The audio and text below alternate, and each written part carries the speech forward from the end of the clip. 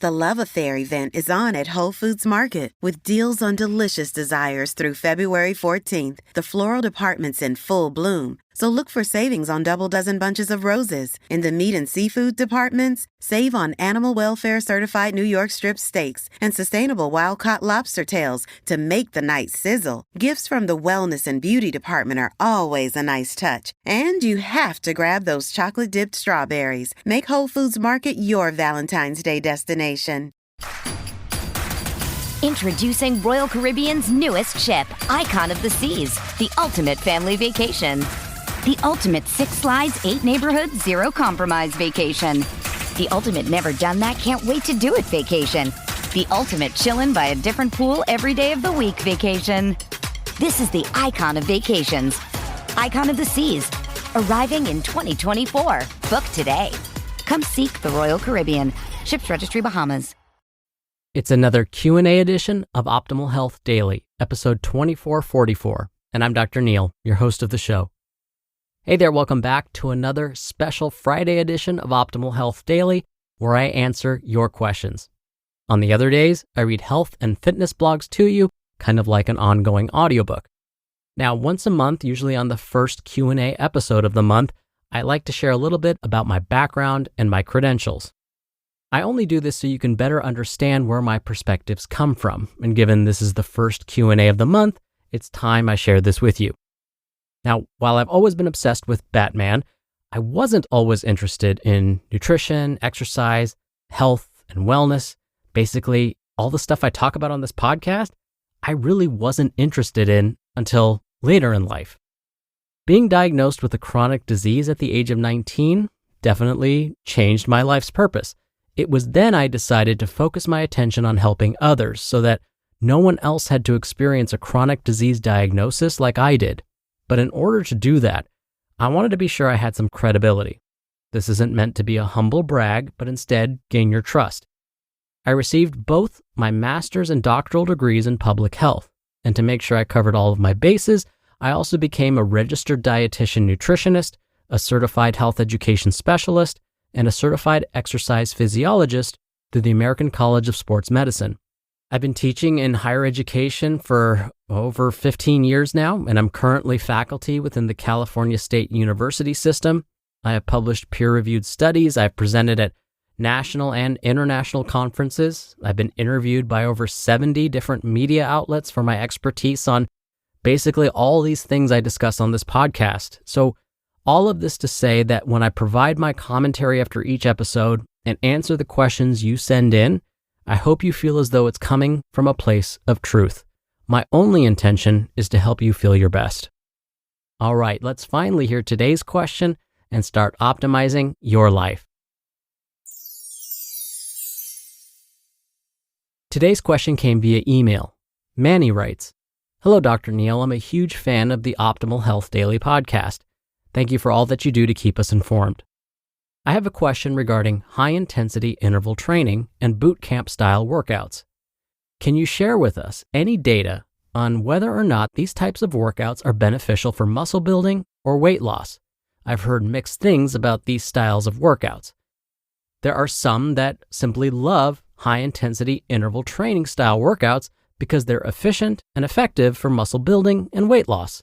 Then there are others that claim high-intensity interval training style workouts are not good for your body since they can lead to inflammation and an overproduction of cortisol, negating the benefits and preventing muscle building or weight loss. Thank you so much." Thank you for your kind words, Manny, and for being a regular listener of the show, and thank you for taking the time to send in your question. Now, I'll start at the beginning and talk about what high-intensity interval training means. Then I'll move on to answering your specific questions. So first, what is high-intensity interval training, which is often abbreviated HIIT, H-I-I-T? Well, let's first think more about traditional cardiovascular exercises. Think walking, cycling, rowing, running, swimming, and so on. Usually, these exercises are performed rhythmically and at the same intensity during the workout.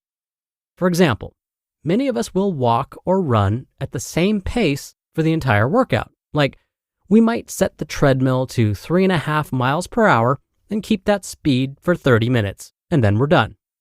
High-intensity interval training, or HIIT, involves repeated bouts of high-intensity exercise with some lighter intensity or some rest periods thrown in between. An example of high-intensity interval training would be walking for 5 minutes at 3.5 miles per hour. Then, once those 5 minutes are up, run for 1 minute, since running is a higher intensity activity. After that 1 minute of running, you go back to walking. Maybe you walk for another 5 minutes and then run for another minute. Then you repeat that cycle as many times as you want. High-intensity interval training can also be used with resistance training, not just with cardio. For example, you could perform 10 push-ups, rest for 1 minute, then perform 10 more. Rest for another minute, and perform 10 squats. Rest for a minute, you get the idea. And we can get really fancy and mix and match cardiovascular exercise with resistance training and incorporate high-intensity interval training. So you could perform 10 push-ups, rest, then run for 1 minute, rest, then perform another 10 push-ups, rest, then run for another minute, and so on. Now, is high-intensity interval training safe? The American College of Sports Medicine, considered by many to be the authority on all things exercise, does not consider high-intensity interval training safe for those they consider high risk. Those would include individuals with pre-existing conditions like cardiovascular disease or diabetes. Those that would also be identified as high risk would include those that experience cardiovascular-related symptoms when they exercise. So like they're exercising and they experience chest pain or pain in the muscles in their limbs that then goes away once they stop exercising. These would be risk factors for some type of blood vessel or heart trouble. For the longest time, researchers were afraid to push anyone with a history of chronic disease to perform high-intensity interval training for fear of them having a cardiovascular event like a heart attack during exercise. But now, researchers have been studying these high-risk groups and are discovering that high-intensity interval training may be safe for most people, even those living with cardiovascular disease or diabetes. That does not mean, though, that you should automatically jump in. Before jumping right in, pun intended, and starting a high-intensity interval training program yourself, it is always a good idea to double-check with your doctor to be sure it's safe for you. Now, let's get back to your specific questions, Manny. What about high-intensity interval training and hormones like cortisol? Cortisol is a stress hormone, and in fact, a meta-analysis found that both testosterone and cortisol do increase immediately after a single high-intensity interval training session. But within 24 hours after that exercise, both testosterone and cortisol return to normal levels. So it doesn't seem like that increase in cortisol is really going to have any physiological effect. Now, what about high-intensity interval training and muscle gain? A different meta-analysis tried to answer this very question. The authors of this study found that high-intensity interval training does in fact help with building muscle. But let's say someone's goal is to build muscle as quickly and efficiently as possible. Then, according to other studies, performing more traditional resistance training without incorporating high-intensity interval training would be better. So what do I mean when I say traditional resistance training? Let me first start with the example I gave before. I said that a high-intensity interval resistance training program might look something like this. Perform 10 push-ups, rest for a minute, then perform 10 more, rest for another minute, then you could perform 10 squats, rest for a minute, and then continue this pattern. A resistance training workout that doesn't involve high-intensity interval training would look more like this, and this would be considered more traditional resistance training. Perform 10 push-ups, rest for 2 to 3 minutes. Then, perform another round of 10 push-ups or move on to squats. Rest for 2 to 3 minutes. Note that the rest period is longer. By having a longer rest period, you're going to lower the heart rate in between sets, and allow the muscles to recover. In turn, this will increase the amount of power your muscles have with each round, which will then help build muscle more quickly. Now, what about high-intensity interval training and weight loss? Again, you're in luck, Manny, because other scientists wanted to answer this very same question too. Authors of yet another meta-analysis looked at whether those that performed high-intensity interval training lost more body fat and more body weight when compared to those that performed lower-intensity cardiovascular activity. After comparing the results of 149 studies performed over 12 years, the authors found that both groups, the high-intensity interval training group and the lower-intensity cardio group, lost about the same amount of body fat and body weight. The researchers said that the most important thing was consistency. So those that were able to stick to their prescribed workouts were most successful with body weight loss and fat loss. So finding exercises that you enjoy seems to be most important. Now, are there any risks to high-intensity interval training? I did mention some before, but just to say again, this type of intense activity is not meant for everyone. It is best to talk to your doctor first. In fact, for those with overweight or obesity, starting out with a high-intensity workout program is not recommended. This is according to the American College of Sports Medicine. Instead, starting out with short bouts at a lower intensity and doing that most days of the week is recommended. There were also some concerns that performing high-intensity interval training can make your immune system weaker. The immune system is mainly responsible for keeping us healthy, right? Some early studies found that high-intensity interval training can reduce the strength of the immune system. These studies are correct.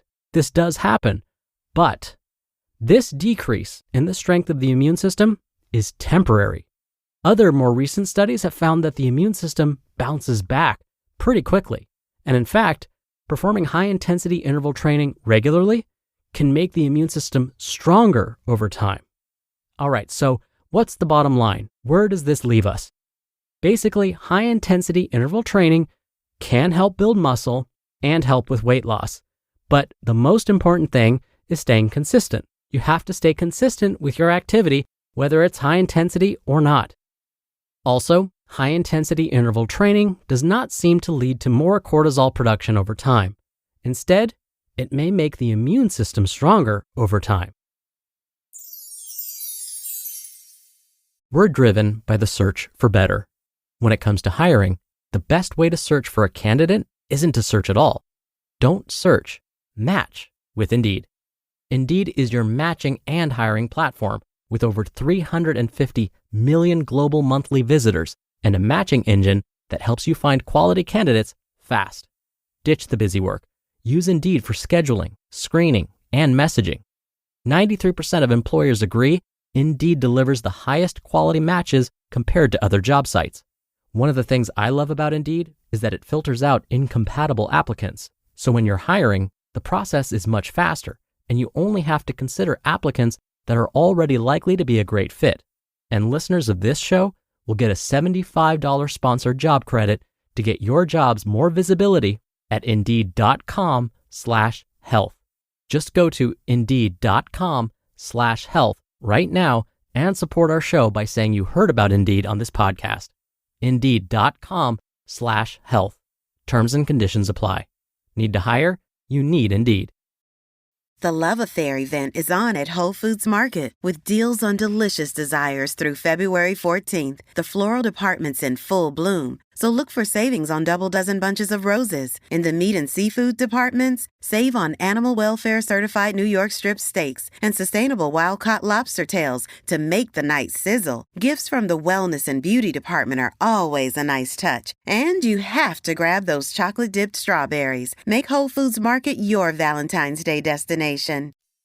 Thank you again so much for the question, Manny. Now, if you want to submit a question and have it answered right here on the show, you can email a question to health@oldpodcast.com. You can also call in your question. The number is 161-I-LOVE-OHD. That's 1-614-568-3643. Or you can submit your audio question at oldpodcast.com/ask. All right, that's another Q&A edition of Optimal Health Daily. Thank you so much for listening every day and all the way through, and I'll see you back here tomorrow and over the weekend where your optimal life awaits.